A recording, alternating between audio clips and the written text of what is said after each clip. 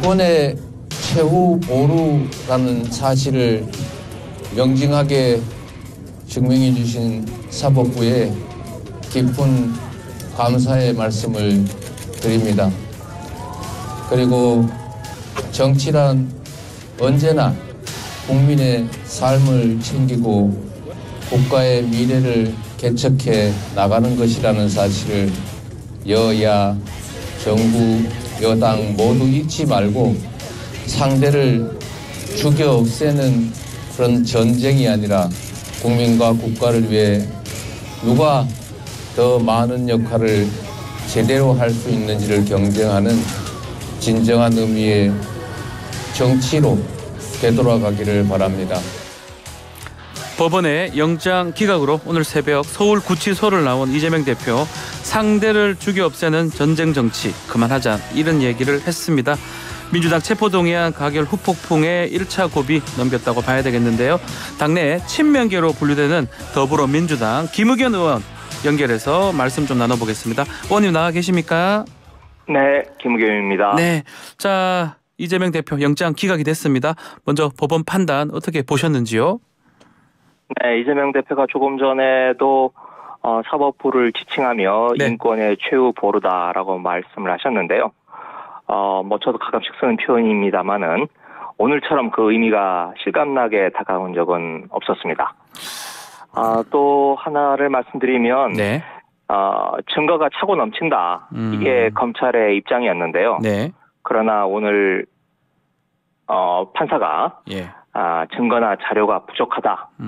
이렇게 밝혔습니다. 그래서 그동안 검찰 수사가 무리였고 또 앞으로 재판이 어떻게 흘러갈지 보여주는 기각 사유였다라고 생각을 합니다.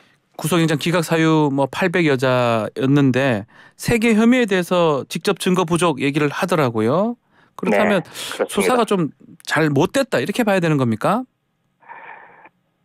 검찰로서는 오랜 시간 수많은 인력을 투입해서 했겠지만 네. 애초에 혐의 자체가 무리한 거였기 때문에 그렇게 나올 수밖에 없었다라고 생각을 하고 억지로 꿰 맞췄다라고 생각을 합니다. 국민의힘은 법원이 이른바 개딸에 굴복했다 이렇게 평가를 하던데요. 어떻습니까? 저도 그걸 보고 깜짝 놀랐어요. 아하. 그동안 판사의 판결이나 결정에 대해서 불만을 표시한 적은 있었지만 예. 개딸에 굴복했다라고 아주 극단적인 표현을 이 새벽에 내보낸 걸 보고 국민의힘이 또 윤석열 정부가 굉장히 당황했구나. 이렇게 생각이 들더라고요. 네. 자, 일단 체포안 가결됐을 때 당내 어떤 갈등이 폭발한 모습이었잖아요. 자, 네. 이재명 대표가 돌아오게 되면 이 상황에서 수습이 좀 되는 겁니까, 이제 앞으로? 네, 저는 오늘 2시 반쯤이었죠. 네. 새벽에 영장이 기각되는 순간 큰 판이 정리가 됐다. 그동안 내부의 갈등, 동요, 원인이 이재명 대표에 대한 사법 리스크 아니었습니까? 예. 그러나 이제는 이게 정리가 됐다고 생각을 하고요. 앞으로 검찰이 새로운 증거를 찾아내거나 또는 완전히 신상품, 네. 새로운 사건을 들고 나오기는 여러 가지 조건으로 불가능하다고 생각합니다. 그래서 저는 이제 오히려 네. 이재명 민주당의 거대한 반격이 시작된다. 이렇게 예고를 하고 싶습니다. 그리고 나중에 예. 보면 오늘이 9월 27일이죠. 맞습니다. 네, 9월 27일이 윤석열 정부가 권력의 정점을 찍고 예. 내리막을 걷기 시작한 날이다. 아하. 이렇게 역사가 기록할 것이라고 예측을 해봅니다. 자, 오늘 오전에 긴급 의총이 열린다고 합니다. 9시에 네. 의원님도 이제 가실 것 같은데. 네, 9시 반에 열립니다. 어떤 내용들이 나올 수 있습니까?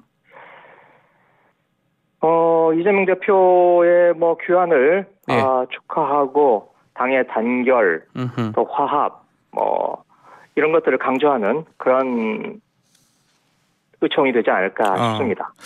좀 가결표 이제 그 얘기 하지 않을 수 없을 것 같은데 해당 행위라고 이렇게 얘기도 했지 않습니까? 징계 네네. 얘기가 나왔던 것 같은데 이제 가결표를 했던 다수의 의원들이 있는데 어떻게 정리가 돼야 됩니까?